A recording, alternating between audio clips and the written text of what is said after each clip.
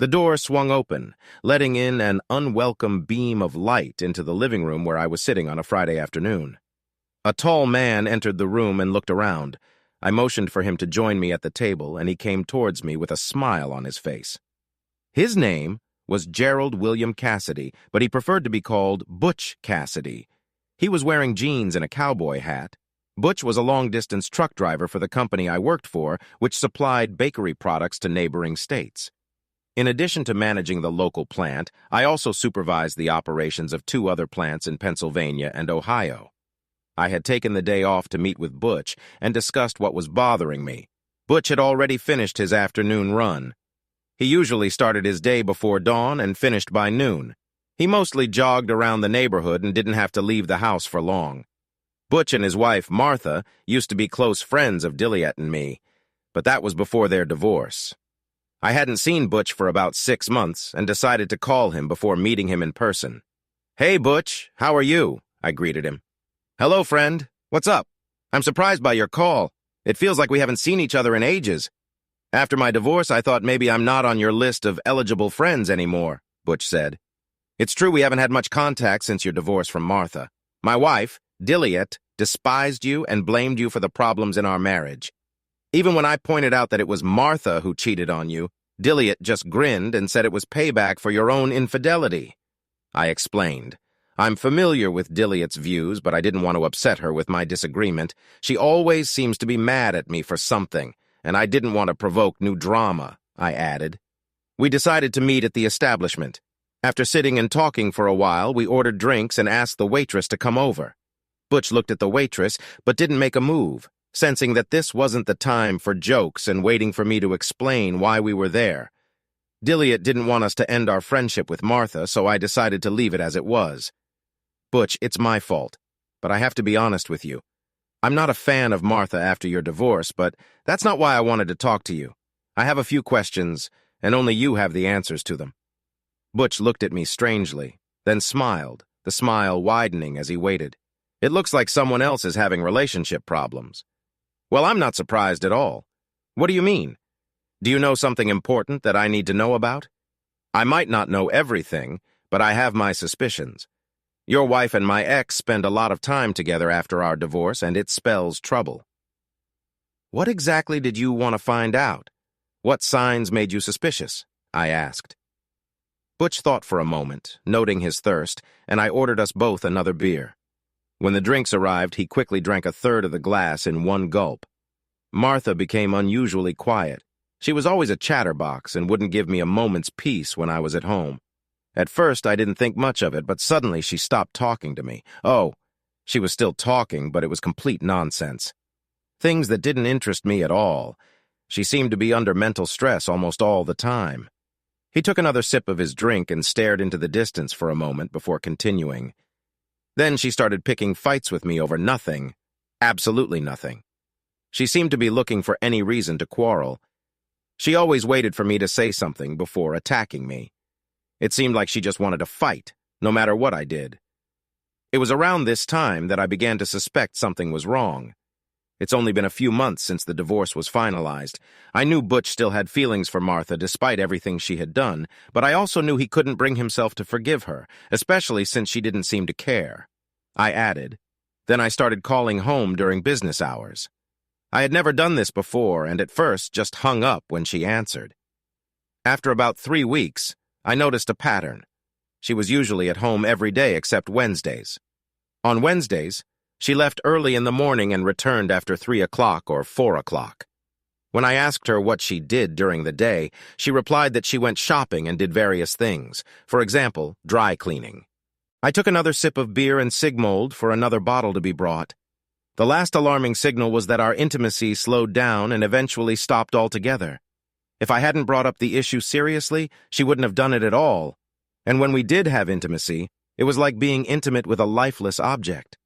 She used to enjoy it, and we had a good time, but then it stopped. I remembered the last moments of their relationship. I could see that Butch was worried, but I didn't ask what was the matter. I focused on myself while he suffered in silence. The divorce was hard for him, but I stayed away. Now I wish I'd been there for him.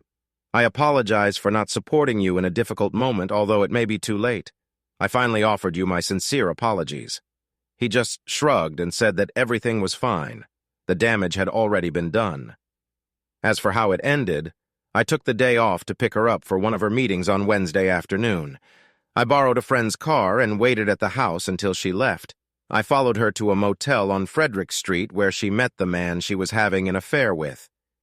I took out my camera and captured them entering the motel together, as well as leaving it when he hugged her and put his hand on her hips. What I saw brought back painful memories, but I needed to face the truth. I showed her the photos that night, but she just shrugged her shoulders. When I told her that I wanted to get a divorce, she didn't argue and agreed that it would be better that way.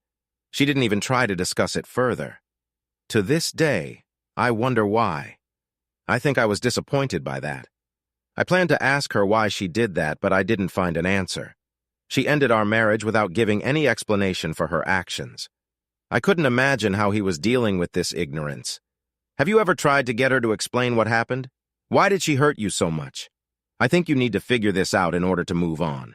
But for me, as soon as I found out, forgiveness became impossible. I wouldn't take back a liar like her. That's why I didn't care at all. I told her to go on a happy journey, and that was the end of it. She's still with that jerk, but he's back with his wife and doesn't want to leave her. It suits her fine. I didn't give her anything in the divorce, and I'm not going to. She wanted alimony, but I made it clear that I would rather die than give her anything. She quickly realized that she wanted to leave me more than to get money from me. After finishing his second beer, he finally leaned back in his chair and asked if I had any problems. You seem to be interested in finding out what signals to look for in your own marriage, right? This is not surprising, given Martha and Dilly's close relationship. I think cheating is a disease, and Dilly had got it from Martha. It's understandable that you want to figure out the situation. I wasn't going to keep it a secret because I needed his help to figure out for myself what Dilly was up to. The signs he mentioned, irritability, taciturnity, absence from home without explanation, were all present for some time. Our intimacy was absent, reduced to sporadic moments in service.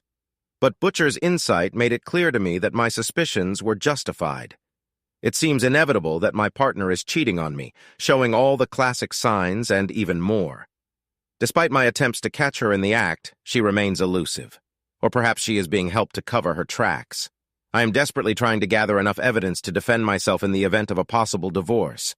You've come to the right place. Let old Butch help.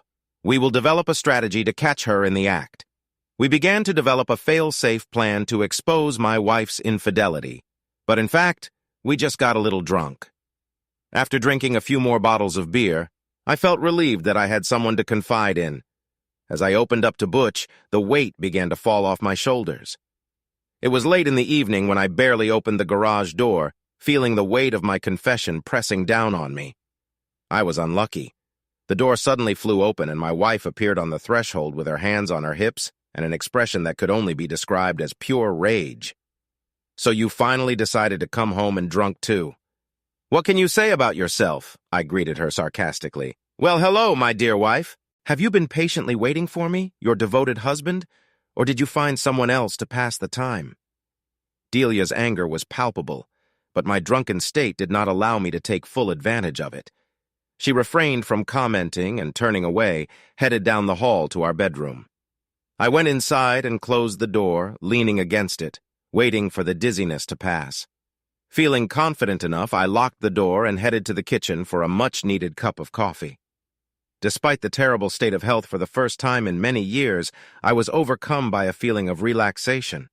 I tried to pour myself coffee for the 5th time, but attempts to drink it remained in vain. I spilled everything, so I gave up and sank into a chair, resting my head on my hands lying on the table. After resting a little and regaining my strength, I planned to go to bed. However, when the morning sun peeked through the kitchen window, I realized I was still resting, which woke me up.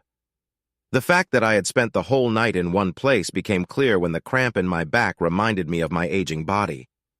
As I struggled to my feet, I heard my wife's voice teasing me for falling asleep in the kitchen. You must have been very drunk. Unfortunately, today you will face the consequences of drinking alcohol. Are you sure you're quite comfortable talking to me? I had no desire to engage in conversation with her in my current state. I went to the bathroom to take a shower and freshen up. When the hot water poured over me, I felt a surge of strength and became like myself again. By the time I got out of the shower, I could stand up straight and felt almost normal. It was better that way. Once again, I mentally noted why I rarely drink and vowed to abstain in the future. When I sobered up, my thoughts returned to the pre-conversation with Butch.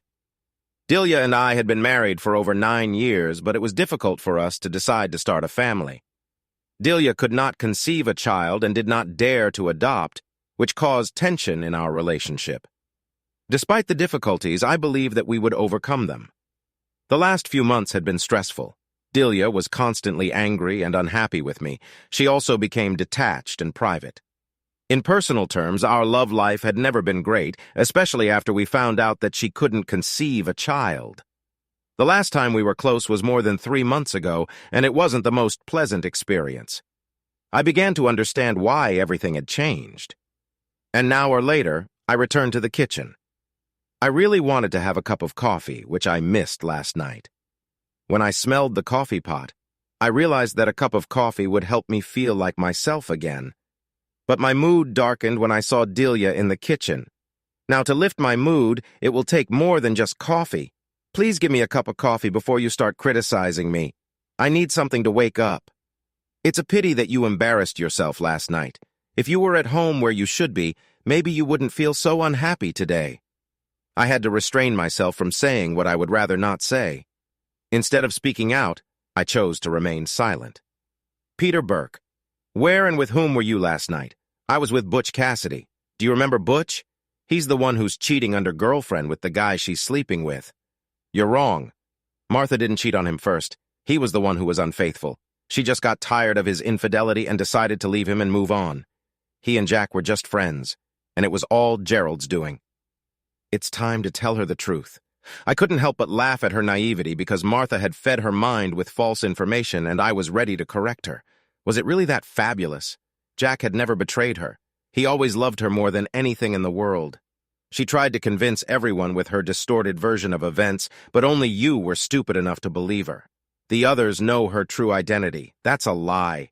She just wanted to get back at him. It was a hoax. She only slept with this man once before the divorce. She wanted to make him jealous, but he became so irrational that Martha eventually decided to end the marriage. She couldn't put up with his infidelity. Martha had been having an affair with Jack Mason for over 7 months.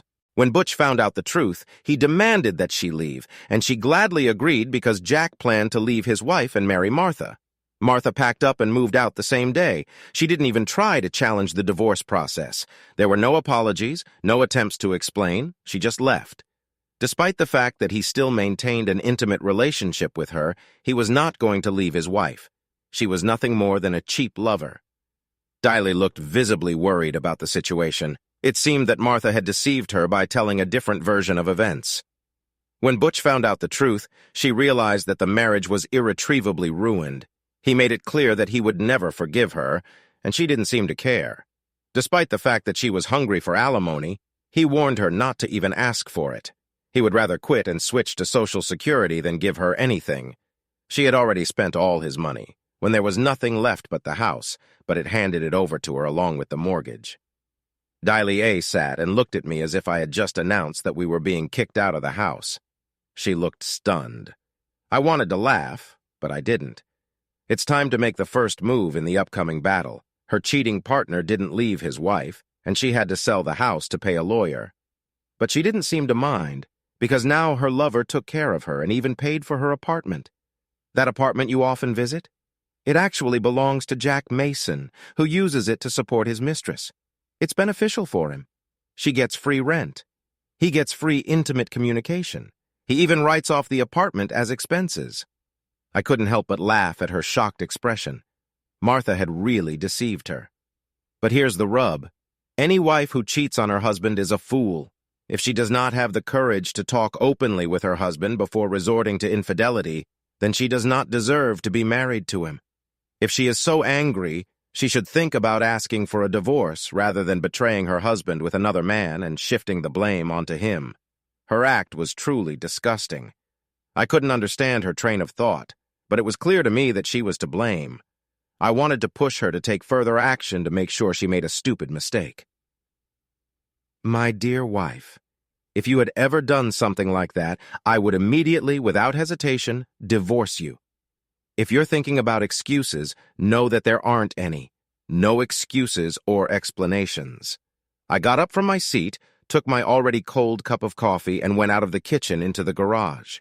In my small workshop equipped with a radio and a portable TV, I sat down on a stool to reflect. I told Dilly of the truth about Martha, who had deceived her. I also explained to her my position on cheating. In addition, I instilled fear in her, forcing her to think about her next actions. If she was really cheating, as I suspected, she would do her best to hide any evidence. And finally, the last thing, she was forced to defend herself, which gave me an advantage in this situation. Despite her confidence that I didn't know anything, I knew something was wrong and anticipated her next move. This realization surprisingly left me indifferent to the crumbling state of my marriage. As I explored my emotions and found a lack of anxiety, I've been living with the witch woman Dilly. It turned into for so long that I don't care anymore. Love is gone. I spent the morning in the garage and then called Butch around 10 o'clock to make an appointment at the corner at 1 o'clock. I asked him to take within a new car that he had recently bought and that no one had seen yet. I wanted to be able to keep an eye on Dilly if she suddenly decided to go on a trip. After explaining my plan to Butch, he agreed that it was a good idea. Everything was ready. I returned to the house after the bell rang and found that lunch was ready and waiting on the table. It's been over 3 months since Dilly last cooked lunch for me. I thought, why now? Why such a sudden change of mood? Are you mad at me? If I didn't know any better, I'd say you feel guilty. Really? She smiled faintly. Of course not. I just noticed that you look tired and exhausted. I thought you could use something to eat. Maybe it's because of last night. Well, that's good. Whatever the reason, thank you. By the way, I have a meeting scheduled with someone this afternoon, and most likely I won't be home most of the day. Who are you going to meet? Today is Saturday. Why would you meet someone today? It's just a friend, nothing special. I understand your curiosity, but don't worry. It's just a last-minute arrangement. Trust me, there's nothing to worry about. It's just weird that you have to meet someone on Saturday, Dilly. Don't you think I'm doing something I shouldn't be doing? They say the guilty always suspect everyone else. Of course not. I'm not to blame for anything. I'm just curious. Do you have any plans for the day? Do you need to go somewhere? I asked my wife. Dilly looked nervous and fussy, trying to hide it by turning away and bussing herself with the sink before answering. Now I'll stay at home to finish some business. I need to do my laundry. After a long pause, she added, Yes, and I'm also going to watch a new movie with Martha tonight. Ah, now the truth has come out. She must be meeting her secret lover today. How convenient. I wanted to tease her a little and make her squirm. I would follow her wherever she went, even if it meant I knew her true purpose. Are you planning to join her for the thrill? Her anger seemed forced to me, especially when she turned to me with a guilty expression on her face. The guilt was unmistakable. She should have been angry, not guilty. We had lunch in silence and cleaned up, after which I prepared for the meeting by changing into a nice shirt and trousers. Dilly watched me leave without saying a word. I stopped at the corner store where Butch and I had agreed to meet. I knew that I could safely park the car in the backyard and go unnoticed. After parking, I went inside, got a bag of cold water, and jumped into Butch's car. Let's go to Madison Street and watch her house for a while, I suggested. She said she's going to be home all day. She's going to meet your ex-wife in the evening. But I want to see if she's going somewhere in the afternoon. 3 minutes later, we parked on the side of the street that intersected with mine. We watched the house come into view, keeping our eyes on Dilly and her huge SUV. The Ford Expedition was a massive car that seemed unnecessary for someone like her who didn't have a job or need to transport anything. Butch and I relaxed with a couple of soft drinks while chatting, and I told him about my previous conversation with Dilly. He thought it was funny, and he assumed that she might be hiding something, but we needed to confirm our suspicions. At that moment, Dilly had came out of the house and headed in her direction. I grabbed Butch, and we both ducked as she drove by. When she reached the intersection with Madison, she turned in our direction and drove past us. Butch straightened up to watch her stop at the intersection of Madison and Main. We waited until she turned left towards the city. Butch followed her, and we followed, keeping our distance. After about 10 minutes of driving, Dilly pulled into the parking lot of a diner in an unfamiliar area of the city. Butch drove past and then pulled into a gas station on the other side. From our point of view, we could see her car parked in the distance. She remained motionless, taking no action. I felt uneasy and I noticed that another car had stopped next to her. The thought from the other side, the identity of the driver, was unclear to me, but I noticed how Dilly got out of the car and crossed to the other side. Unfortunately, a large SUV blocked my view, preventing me from seeing her. Just as I was about to ask Butch to move the car so I could see better, Dilly's car with her inside reversed and drove off in the opposite direction. When we finally pulled away and joined the traffic, the car we were following disappeared. Feeling lost, I asked Butch to take me back to where my car was parked. When he asked about my next steps, I just shrugged and said I'd figured out as I went along. Butch expressed his sympathy, and I appreciated his support. Although deep down, I was devastated to reach the city. I realized that my marriage was really over. Despite the mental pain, I reminded myself of the difficult situation I was living in and realized that a breakup would only be for the best. I decided to return to the diner later that evening. After thinking about it, I decided to move the car away from the diner where I could see her car. I watched the cars pulling up to the parking lot, and when I saw them, I waited for her to get into her SUV before she started the engine. I would stop next to her, freeze for a moment, and then drive away. I just wanted to get it over with and forget about this painful chapter in my life. I'm not going to spy on her anymore, or you'd drop on her house. It's not my style. She cheated on me and dated someone else. This is the most important thing. Everything else is just plain cheating. They were gone for about an hour and a half, and that was probably enough time for them to fool around. Maybe in the car like a couple of teenagers. It doesn't matter. I noticed that the man in the car was Jack's friend. It looked like they were working together. When I started the car, I saw that his car had stopped next to her SUV. After a brief exchange of words to say goodbye and make an appointment for the next meeting, she walked around his car to watch him drive away and then headed to her car. She didn't know yet that I had a surprise for her. When she opened her door, I stopped next to her and waited patiently for her to notice me. Just as she was about to jump into the car, she turned around and saw me. When our eyes met, shock, guilt, and panic were reflected on her face. After giving her enough time to digest my visit, I drove home without looking back for a second. I didn't bother with typical breakup rituals like packing up or closing accounts. At that moment, planning and thinking through actions were beyond my strength. The discovery of my wife's infidelity did not awaken at me either rationality or calmness. Instead, I was overwhelmed with sadness and a feeling of nausea. Paradoxically, the completion of something, even a negative one, can cause feelings of sadness and suffering. Although my feelings for Dilly had waned, our 9-year marriage had been an important part of my life. The prospect of losing this connection was undoubtedly depressing. Sitting in a family room, I waited for the inevitable meeting. That morning I made my position clear: there can be no forgiveness in case of infidelity. I was wondering what approach Dilly would take. Will she completely deny the fact of infidelity or perhaps try to downplay its significance? Only time will tell her true intentions. Her arrival was announced by the sound of a car pulling up to the garage with a roaring engine. I couldn't help but wonder if her flashy clothes were a way to make up for what was missing in our relationship. Perhaps she felt that I was inferior to her in some ways. She was ashamed to admit it to herself, but she needed this entertainment to compensate for the boredom she felt at home. That's probably why she was looking for someone else who could give her such pleasure. When the door swung open, Dilly hurried inside, calling for me. She quickly found me in a large room and stopped silently watching me. I think she expected me to start fighting, but instead I stayed where I was, not even acknowledging her. It was her problem, not mine. She made a mistake, not me. She was to blame, and I suffered. Why should I explain myself? All I wanted to do was go out and have a drink. That's how she influenced me. When she came into the room and tried to sit next to me, she hesitated. When I looked in her direction, the expression on my face was enough for her to walk over to the chair and sit down. I leaned back on the couch and waited. It's not what you might think. I have no idea why or how you ended up there, but it's not what you think.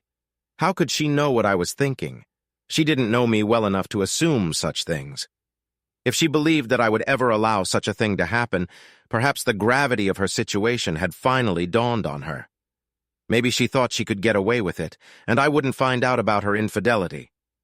But I found out, and now she's in serious trouble. I was there because I was watching you. Butch and I followed you all the way and saw you get into that jerk's car and drive away. That's all the evidence I needed.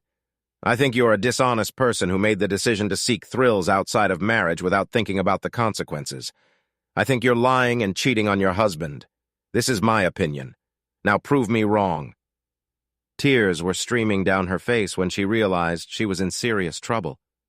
She tried desperately to convince me that my suspicions were groundless. You're wrong. None of this is true. Everything is not as it seems. I didn't cheat on you, I swear. I'm sorry, but I can't believe you. You're giving me the same arguments as your friend Martha. I don't believe you anymore. You were a married woman who told me she would stay at home to do the laundry, but instead got into another man's car. Your best friend who cheated on her husband. Did she teach you everything? For the past few months, you've been constantly fighting with me, making my life miserable with your constant nagging and criticism. You also stopped wanting intimacy with me. Now it is clear that all this was just a way to justify his own betrayal. You wanted more, and you went and got it. It's crazy. None of this is true. You're trying to make me look like a liar, even though I'm not. With you, I have everything I need. I don't want more. Then why were you in another man's car for an hour and a half? Why did you cheat on me by meeting him? Why did you distance yourself, and why did we stop being close? Why? Please tell me why. Do you have any answers? She rocked back and forth, hugging herself tightly with both arms and bowing her head, staring at the floor. The woman's expression is desperate, defenseless, and vulnerable. She tried to speak through sobs, but the words came out with hiccups. It seemed to her that there was something else in this story that the other person did not understand. It's not just that. You just don't understand. You're wrong. I don't believe you. You've already lied to me, and now you're trying to convince me of your innocence. If you can lie to me once, you can lie to me over and over again. That's what I believe in now. Delia was almost completely broken. She was moaning and crying, rocking, unable to find more words to express herself. Without having time to prepare a lie, it can be difficult to come up with it on the spot. I'll pack my things and leave here as soon as possible. I'll call Harold Foley in the morning and start the trial. You should hire your own lawyer since Harold works for me. In response to the unexpected news, she quickly stood up and waved her hands, expressing her disbelief and denial. She couldn't imagine the thought of divorce and was stunned by the offer to hire her own lawyer. I need to explain. It's not what you're thinking. Yes, that's right. No, please, just listen to me. I want to understand what I did to make her behave like this. Maybe if I take the time to listen to her, I'll be able to understand something. I thought she would share her version of the story, but now I realize that it may just be a made-up story. Okay, you have 5 minutes to tell me everything. But if I catch even one lie, I'll leave, and that's the end of it. No more cheating. I've made it clear that there won't be any more opportunities for you. Dilius stood up and paced the room, her mind no doubt racing as she considered how to prove her innocence. It was obvious that she would resort to lying, but I was ready to look at her attempts. His name is Philip Tartan. He works with Jack Mason, she finally admitted. Despite my willingness, the revelation that she was sleeping with Jack's friend and at the same time was in the circle of Martha's close friends did not give me peace of mind. My vision blurred and everything turned white. I was almost overcome with rage. I screamed at her, realizing that I should have seen this coming. Martha sleeps with Jack, and you sleep with Philip. It seems like good friends always have each other's backs, right? How long has this been going on? Did Martha introduce you? I was so furious that I stood up, took one look at Dilius, and started packing my bag. I didn't hear anything anymore. When she tried to grab my arm, I turned and gave her a fierce look that made her recoil. For the first time in 9 years of our marriage, she was really afraid of me. She was afraid of me, and I couldn't blame her. I can't listen to this anymore. I thought I could, but it's too disturbing, even for me. I need to leave. Please, just be quiet. Step back and be quiet. I raced down the hall to our room, pulling on my overnight bag as I went.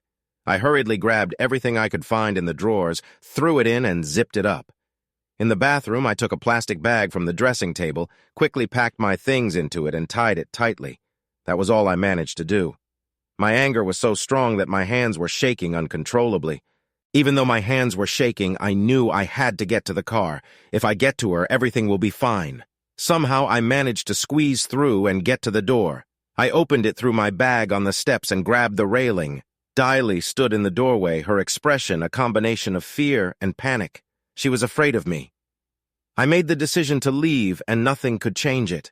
Diley tried to stop me, begging me to stay, but I wasn't listening to her anymore. While I was getting to the garage and loading things into the car, my wife's pleas went unheeded. I couldn't stand her persuasion anymore. Ignoring her protests, I drove away, leaving her behind in the rearview mirror. I finally let out the breath I'd been holding back for ages, coming down enough to assess the situation. I pulled over to the side of the road and dialed Butch's number. I needed somewhere to spend the night, and his apartment seemed like the best option. Butch replied, allowing me to come, and I went to him. When I told Butch about my conversation with Diley that night, he just shrugged, saying that he expected something like this. He said he knew the guy Diley was with, and he turned out to be Jack's right-hand man. It seems that they used our vulnerability for their own pleasure. It wasn't easy to maintain that level of anger and not burn out. I was sure that sooner or later it would come up, but in the meantime, beer and talking helped me stay in good shape. The next day, Sunday, I woke up feeling like I had just gone through a grueling 10-round fight that I had lost. Butch mentioned that he had things to do in the morning and told me to make myself comfortable. I got out of bed, cleaned myself up, and changed into jeans and a t-shirt. Rummaging in the kitchen, I found eggs and made a simple egg sandwich. It might have been easy, but it satisfied my hunger.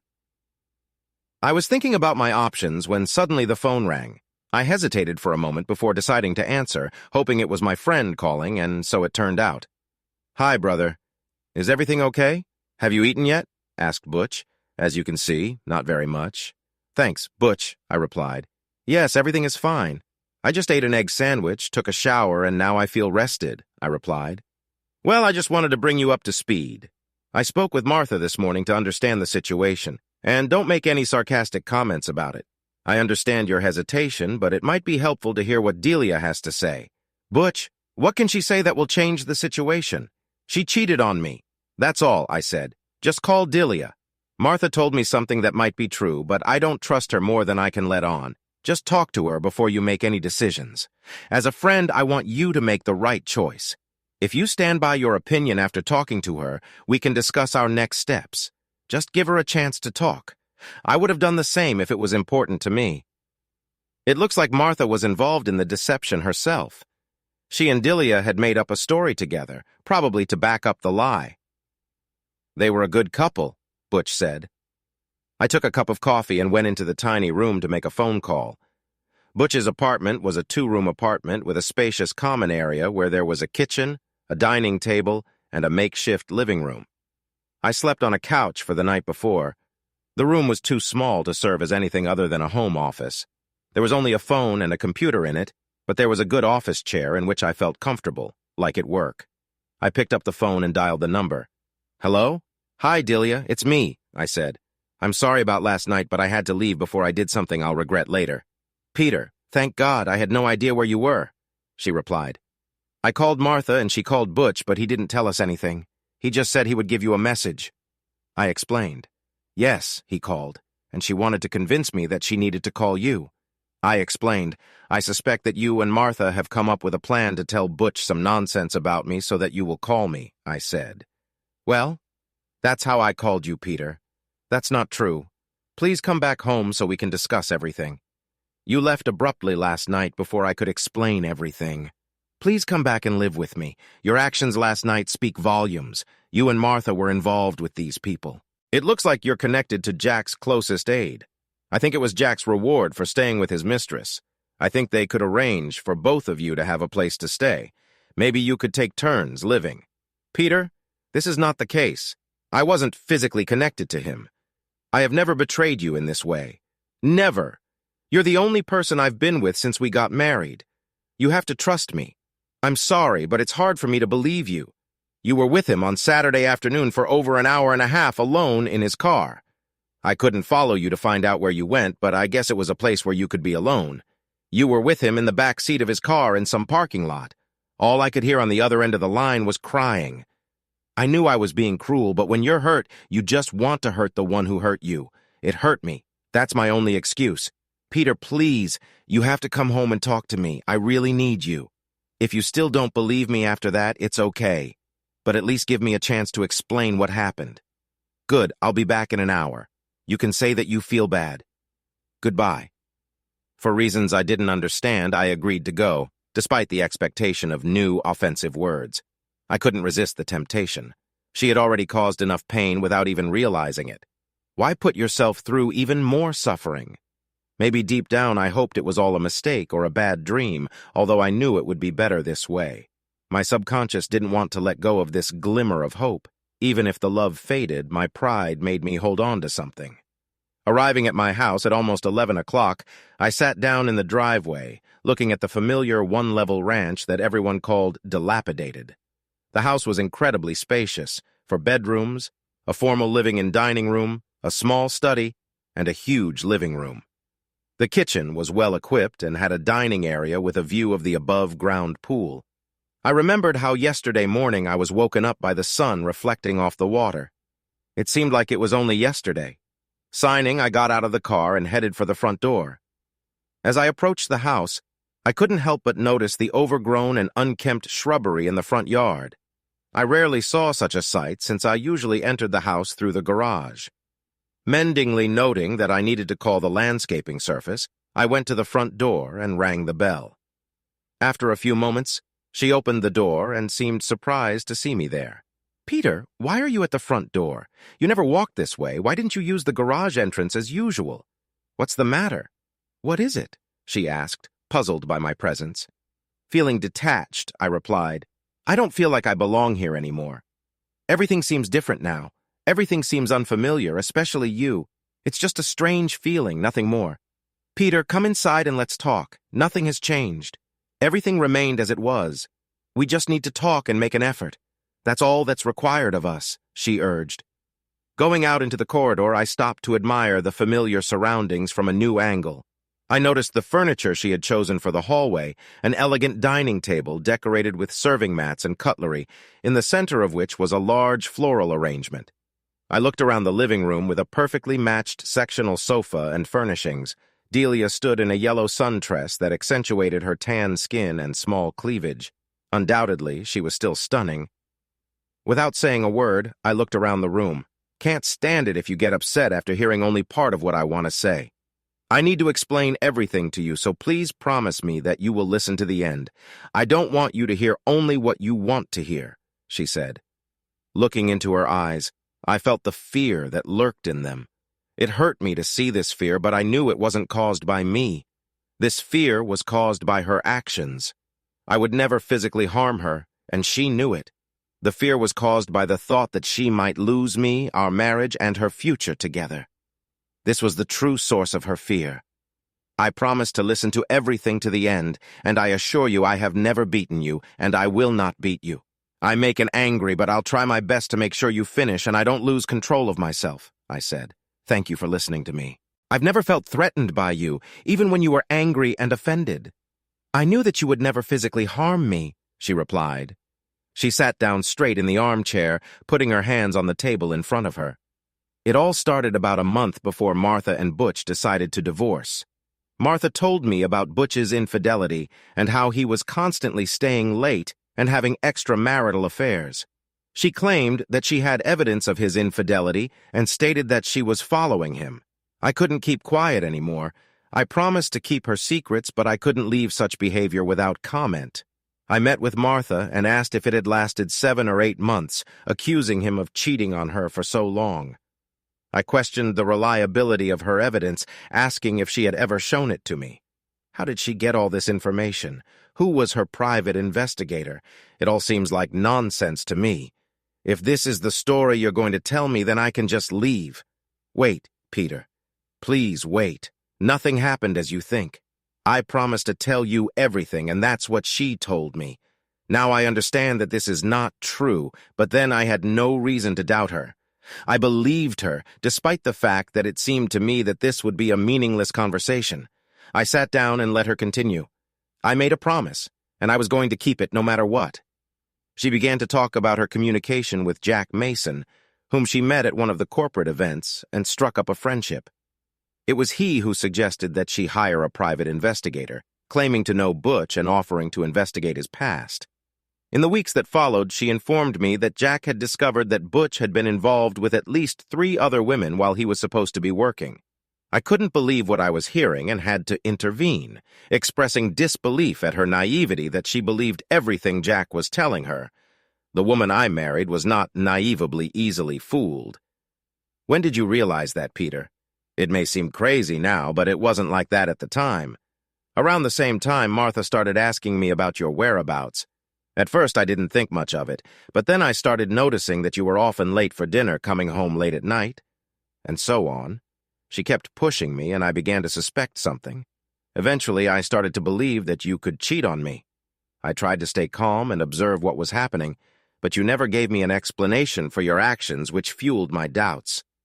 I convinced myself that you were really having an affair. That's why you came home late, and why you left after dinner.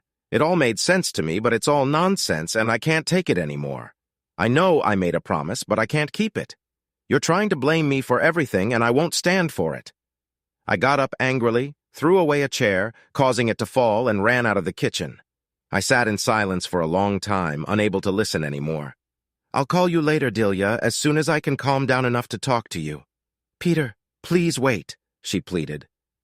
I went out the front door, went down 2 steps, and got into the car. I drove away to a distance where I could collect my thoughts and calm down. The situation was confusing from start to finish. She was just looking for an excuse to cheat on me and shift the blame onto me. I refused to accept it. An hour later, I found myself sitting in a small cafe and sipping a Coke, watching my miserable life disappear like bubbles in a glass. I dialed Butcher's number to consult. He quickly drove up to the cafe and sat down next to me, urging me to give up the soft drink and join him to really think. Returning to the apartment with several bottles of beer and whiskey, and damn it, he was right. As we drank, ideas began to come naturally. We decided that it was time to act and go after those scoundrels who had recently offended us. You know, it's time to show them what we can do. He's a complete coward, and this idiot, what's his name? He's an even bigger coward. But you and I can handle him, Butch said. I like this idea. Maybe if I had another chance, it would help me make a decision, I replied. I did so, and it helped. I think it's a great idea. And this jerk's name is Philip.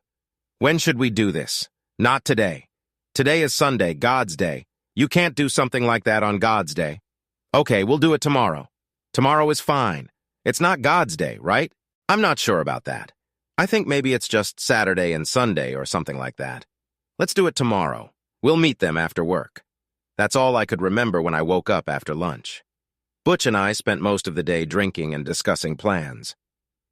Surprisingly, I didn't wake up with a hangover. I actually felt very good. So good that I decided to call Delia. I went back to the small room and dialed her number. Hello, she replied. Peter, is that you? Yes, it's me. How are you? What do you mean? How are you? You left before I could explain everything, breaking your promise to let me finish. You swore not to interrupt me. She began to cry and hiccup, skillfully playing the sympathy card. I understand what I promised, but I can't handle the accusations you're throwing at me. You're accusing me of cheating, which is a blatant lie. How can I stay calm when you say such things? I was just trying to share my thoughts at that moment. I convinced myself of this, and Martha pushed me to make a decision. I see it clearly now, but not then. That's what you didn't let me explain. It helped me calm down a bit, but I just couldn't feel it. I was just trying to share my thoughts at that moment. It helped me calm down a bit, but I just couldn't figure out how to deal with it. Delia, we have a problem. You're talking about all these things that you believed in and were deceived into, and it's hard for me to believe that you were so naive. It sounds like a convenient excuse to me. This is not an excuse. This is the reason for my actions. I want to clarify that I'm not accusing you of anything, and I know that you have never cheated on me. I'm just trying to express how confused I am. If I agree that you got confused and decided that I was cheating, then why did you doubt me so quickly and trust someone else's word? Where was the trust in faith in me? It seems like you thought you had the freedom to do whatever you wanted with whoever you wanted. That's my point of view. Can we just be honest and tell the truth?" There was a silence in which there were only a few snorts and no more tears. Perhaps she realized that the end was near. Perhaps she realized that it was useless to fight and it was time to admit defeat. "If you come home, I'll tell you all the details about Philip. It's important for you to know that. Please come back. I'm coming to you. I still have the patience to listen." After making sure Butch was sleeping peacefully, I left a note indicating my location and attached it to the last mug of beer. Even though Butch would probably sleep until tomorrow, I wanted to be polite to the guest. I returned home and drove into the garage. When I entered the house, I saw that she was sitting at the table where I had left her earlier. I took my seat and poured myself a cup of coffee from the coffee pot on the table. She took it from me, heated it in a microwave, and returned it to me. It was the same coffee as before, and I wondered why it always stayed cold. She wasted no time talking about Martha and the time they spent together after the divorce. She seemed to be in a good mood, but I suspected that she was hiding her true emotions. Despite this, I visited her almost daily. Despite the fact that she turned out to be fine, she continued to date Jack, which puzzled me. Later, I found out that he was married and expressed my concerns to her. She assured me that he was planning to leave his wife, or so she claimed. As a result, she started spending every day with him, which made me stop my visits. But a week later, she got in touch and asked me to meet her at the diner where we originally met. Reluctantly, I agreed and was introduced to Philip, who was also there. Jack introduced me to the audience, and we spent some time getting to know each other. I had to leave after an hour or so, but I promised to meet them again. That's how it all started. When she started talking about this troubled man, I felt uneasy. Despite my reluctance, I felt obligated to listen. I just nodded back. We had lunch together a few more times, and eventually, Philip invited me to have dinner with him alone. At first, I refused, but he insisted, and in the end, I agreed. We ended up having dinner together 3 or 4 times. I always said that I was with Martha at that time. Delia stopped to take a sip of tea. While I waited, I tried to calm myself down with deep breaths, but my heart was racing, and I was afraid of a heart attack. Despite this, I stayed. She saw the anger in my eyes and spoke quickly. "I want to make it clear that there was nothing inappropriate at those dinners. We were just 2 friends chatting and dancing a little. He was always a gentleman. He was away on a business trip for a week, but upon his return, he contacted me and offered to meet for lunch. I agreed, and we met at the diner. During lunch, he repeatedly offered me to stay with him overnight, but I refused each time. Instead of saying no outright, I suggested maybe another time. She watched as I concentrated on breathing and counted to 10 several times. I felt satisfied that I had not succumbed to the desire to lose consciousness from the blow. Remaining in a sitting position, I couldn't help but wonder if it would happen later, but so far everything was going well. "Peter, I am overwhelmed with shame that I even thought about cheating on you and betraying our marriage. Guilt overwhelms me, but I have to confess everything," she spoke. As she spoke, I could feel the heat rising to my face and my blood boiling. Despite my obvious discomfort, she courageously continued the conversation. I admired her courage in the face of my misfortune. I told Martha about Philip's wish, and she advised me to follow it. She suggested that since you were unfaithful to me, then I should do the same to you. She has repeatedly compared you and Butch, claiming that you are both unworthy of loyalty. In the end, she confessed that she does questionable things every day. This revelation did not shock me. I suspected it. The idea of fulfilling Philip's wish began to tempt me, and I began to think about it. And although the decision has not been made yet, I began to be inclined to agree. We had dinner together a few more times, and during the last date, he suddenly pulled me into a corner of the restaurant and kissed me. It was the first time we kissed on the lips, and it was a soft, pleasant kiss. I didn't resist, but I didn't initiate it either. I didn't say anything, and he decided I didn't mind. But after that, I felt dirty. She was breathing heavily herself, talking about this memory. It was very interesting to watch how she digested all this as if she was talking not to me, but to herself, and it was interesting for me to watch it. That evening, thinking about it at home, I found that I repeatedly returned to this memory. In the end, what had first seemed unpleasant to me turned into something very pleasant, and I found that I liked it. I clearly remember the moment when he snuggled up to me, causing a feeling of desire. It was then that I began to perceive Philip not only as a friend, but also as a possible romantic partner. After taking a short pause to collect her thoughts, she glanced at me before continuing. Meeting him for lunch and dinner, I began to see you as a potential obstacle to me. I used to like going on dates with Philip, having dinner, dancing, and doing other fun things, but you became a burden to me, and I started to get mad at you even though you didn't do anything wrong. I felt resentful towards you. In the end, I decided to end my intimate relationship with you. I realized that you didn't deserve my love, especially since you were constantly cheating on me with other women. I put up with your behavior for a while, but eventually I reached the limit and decided that our relationship was over. What she did was not particularly remarkable, but the situation began to change. Her behavior became repulsive, her attitude selfish, and her whole demeanor indicated a lack of concern for me and her marriage. My anger grew, and I felt that if nothing changed soon, then I would be able to do something I had never done before: hit a woman. Standing up, I took a few deep breaths and looked at the woman I once loved. I couldn't understand how she had changed so dramatically in such a short period of time.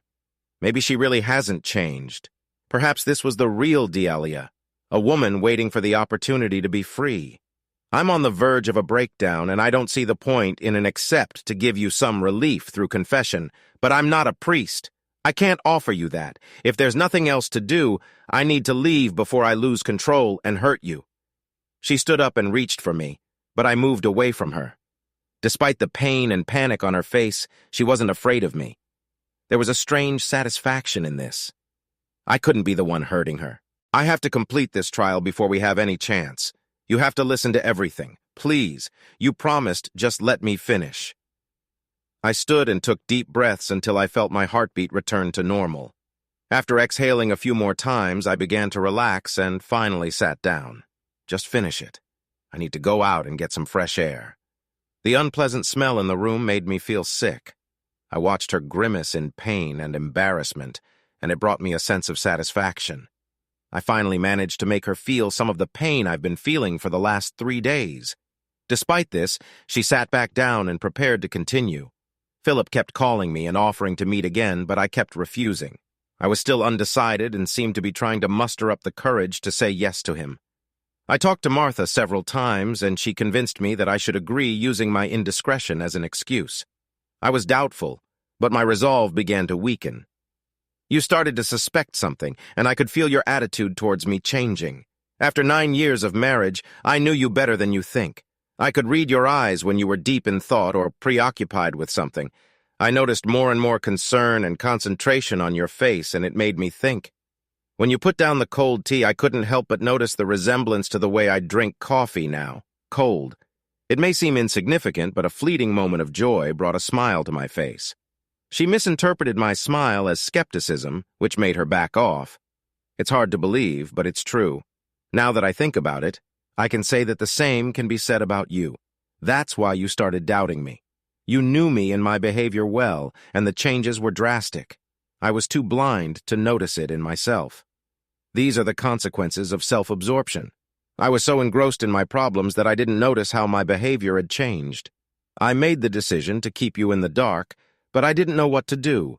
I contacted Philip and explained that I needed to be careful for a while, promising that I would get in touch when I could. Although he wasn't thrilled, he agreed to my request. This happened on the Monday of the previous week. Finally, it's time to face the truth and find out the whole story. I met him for lunch on Wednesday while you were at a work meeting. I called him at work and we agreed to meet later that day at Friday's restaurant in the city, just for lunch. During our conversation, he talked about his request again, and this time I agreed. I don't know exactly why I agreed. Maybe I thought it was necessary until you became too suspicious and we had to stop dating. She was watching my reaction carefully, but by that time I had already guessed what she had done, and it was only confirmation of the truth. I met her gaze without any emotion on my face. The emptiness I felt inside was reflected in the cold, lifeless expression on my face. At the sight of me, she seemed on the verge of tears but managed to hold them back. Taking a deep breath, she continued to speak. We agreed to have dinner together on Saturday night. I was planning to tell you that I was going to go to the movies with Martha, leaving us alone for the whole evening. He's booked a room at the Skyview Motel, which is next to the diner. Confusion began in my head. Did she really meet him on Saturday night while I was drinking with Butch? After I caught her cheating on him the day before, it suddenly became clear why she had agreed to meet him again. I assure you, everything was in perfect order, and there was no need to worry about my ignorance. Unfortunately, I was completely in the dark, but everything changed after a conversation on Saturday morning. He became a real discovery for me and brought me out of my stupor. I realized that I blindly followed Martha, communicated with Philip and Jack, and believed the lies that she instilled in me, that you were cheating on me. It's all in the past now. It was a deception that I bought into. But when you revealed the truth on Saturday, I realized it was time to put an end to it. I had to end it all. She vehemently denied her actions, but I could hardly believe her words. When it was over, I called Philip and arranged to meet at the diner. I explained that it was over, that I had thought it over, and I no longer wanted to continue our illicit relationship. From a moral point of view, it was wrong, and I cannot continue on this path. He didn't want to stop, but in the end, I convinced him of the seriousness of my intentions. Despite his desire to continue dating me, I made it clear to him that this would not happen again. Our relationship was over. In the end, he accepted it and drove me back to the car where you saw me. That was the end of it. Despite all the drama, in the end, she didn't go for it. I was surprised, but I trusted her. Delia had many flaws, but lying wasn't one of them. Now it's my turn to speak. Well, Delia, that's not a bad story. After Martha's deception and the lies you chose to believe, after the secret meetings where you cheated on me, you finally decided to betray me and our marriage. But you couldn't bring yourself to finish the job. Why? What was the reason? Why? Because it was morally wrong. I figured it out and got it over with. But if it was so wrong, why did you agree to it in the first place? Why all these secret meetings, lies, actions, and companions? Why did you agree to be intimate with him, let him book a motel room, and why would you go so far as to tell me that you were dating Martha? Until that morning, you were completely ready for this. What made you change your mind? She manipulated me into thinking that I should cheat the same way she did. This realization made me see the truth and realize the fallacy of my actions. So, if I hadn't intervened and made you see the deception, would you have continued with your plans? I'm not sure. I had my doubts, but I didn't do it. And that's the main thing. No, not that. The main thing is that you quickly believed the worst about me and dated someone else behind my back. The main thing is that you were ready to betray our trust and sleep with another man based on rumors. The important thing is that you never thought about communicating with me, but instead decided to cheat on me. You have already mentally abandoned our relationship, went on dates, and entered into an intimate relationship with another while you lived with me. You stopped being close to me, saving it for him. You agreed to his proposal and thought about cheating on me. It was only my intervention that prevented you from finishing the job. Delia's plans won't arrive. I wasn't as forgiving as she'd hoped. She focused only on the fact that she had failed, forgetting that she had initially agreed to the deceptive meetings and the lies she told me. The rumors she'd heard about me didn't bother her. The only thing that mattered to her was that she hadn't committed adultery. She considered only physical contact to be treason. She didn't even consider the betrayal of intimacy and trust treason. They didn't matter to her. Peter, please, I didn't do that. I've never cheated on you. I didn't cheat. You have to understand that I didn't do anything. No, I did. You went to lunch and dinner with another man many times. You lied and hid it from me, proving that you knew it was wrong. You turned my ordinary life into a nightmare by choosing to believe someone else instead of me. Despite the fact that you claimed that you didn't like it, you didn't forbid him to kiss you. You made plans to sleep with him, but you only stopped because I interfered. But that's not true. I didn't sleep with him or enjoy the kiss. I tried to convince myself that it was true, but it wasn't. You convinced yourself of this because you were looking for a way to betray me. In your imagination, you justified your actions. Delia was confused. Everything was not going according to plan. Everything she said seemed different now that I was rethinking it. I saw what she was trying to hide from me, and I didn't seem to know how to deal with it.